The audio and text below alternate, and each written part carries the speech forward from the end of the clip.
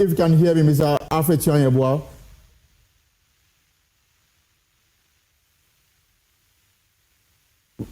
Let's see if we can get his attention. But again, on the line is Felix Kwajofosu, MP, and of course, spokesperson to the president. So, Felix, there's no clarity as to when this committee will finish its work and advise on the way forward? I do not believe that there are specific timelines given, and I have not been advised on any timelines that have been given. But I do not anticipate that they will go beyond reasonable limits. All right. Kindly hold it for me. Mr. Alfred Tuah-Yeboah, a former Deputy Attorney General. Mr. Tuah-Yeboah, good afternoon. Welcome to the show. Brother.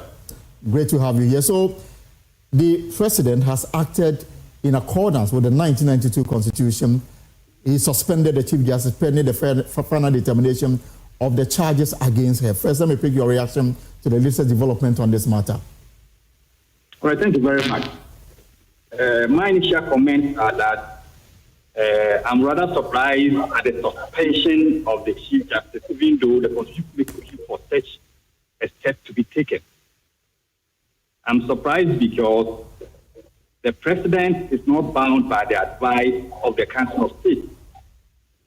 And the President may decide not to go by the advice that still indicates that the CJ should be in office while the matter is being heard by the panel.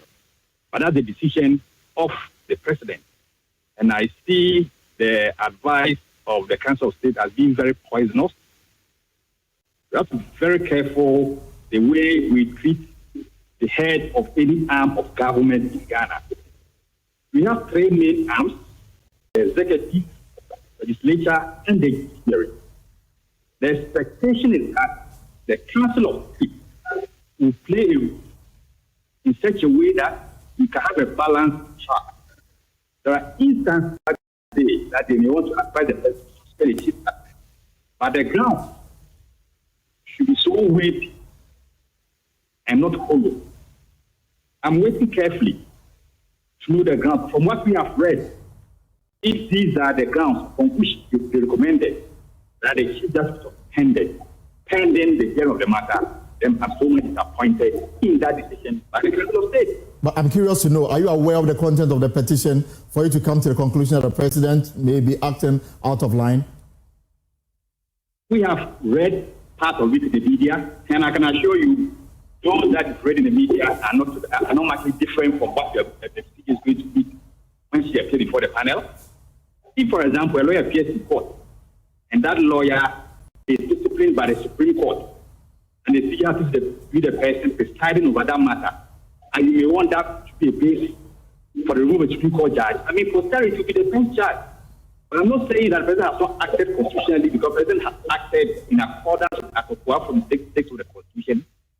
My worry is about the Council of State and at times the advice that they give. In the future, if care is not taken, if we have a president who may want to simply just remove a chief justice, may simply do things in accordance with wishes and get the chief justice suspended until the final determination of the matter. And I have Philip, when it comes to the timeline, we don't have the timeline, but he's thinking about a reasonable time. So from today, if you even take the committee 1 year, 6 months to determine the matter, it will mean that another person will be acting as the chief justice. And so if at the end of the matter, the CJ is exonerated, then what has happened to the period that has been spent?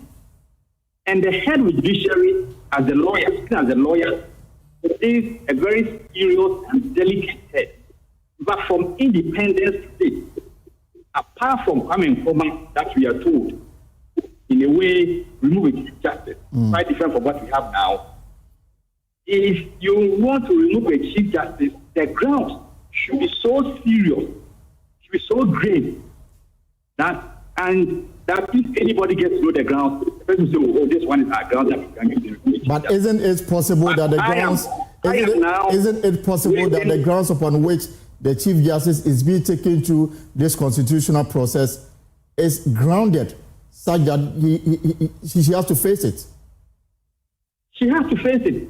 No dispute about it. Because by constitution, if you are accused, you need to face it. I'm talking about a suspension. That provision of the constitution is not an automatic provision. it must be applied carefully and thoughtfully, looking at the state of our nation, our democracy, and the way forward. It does not send a signal there that we are serious in protecting judicial independence in this country, but we are only serious in playing that kind of political game with the judiciary. I must be blunt with it. Are you suggesting Mr. Rawlings, as a president in the 90s, has appointed all the Supreme Court judges. He even appointed the Chief Justice. The government then lost a lot of cases, and there wasn't any central of complaint to the fact that the Chief Justice should be this. But in this particular instance, even during the campaign period, I think our journalists have read and listened to what people said, and this is something that we are trying to play carefully just to get someone out of office. I mean, as a partisan lawyer, whoever is the Chief Justice, I'll pray for that person if the CJ is removed. But I'm just praying and hoping that this will not happen again in our history as a people. It will happen only when the matter is so grave that even the child who is born today can say this matter is so grave, but not on any fancy ground. I'm watching, I'm also following carefully to see what happens out of this particular committee they've set up to look to the matter. The difficulty for all of us is that, I mean, the provision is such that we are not aware of the content of the petition. Whatever is out there is subject to, speculation. However, I'm curious to know why there is so much fixation about the protection the MPP appears to be investing in the Chief Justice, to the extent that all the cases that are in court are sponsored by MPP loyalists and be defended by former appointees of the Akufo-Addo administration. Why the interest in this Chief Justice case for the MPP? It is not about MPP or MPP supporters. I'm speaking as a lawyer who happens to be a member of the MPP. If this incident happens to any other Chief Justice, if he appointed by the NDC, I will speak the same way I'm speaking. Because the arm of government that has not been backed since 1993 is the judiciary. That's our last hope. And so even if your opponent or your political opponent appoints someone to Chief Justice, you must do everything possible to protect that office. Unless, of course, there's overwhelming evidence that even the other person will look at it and say, this one is a piece of evidence that we think that this man or this lady must go. That's my concern.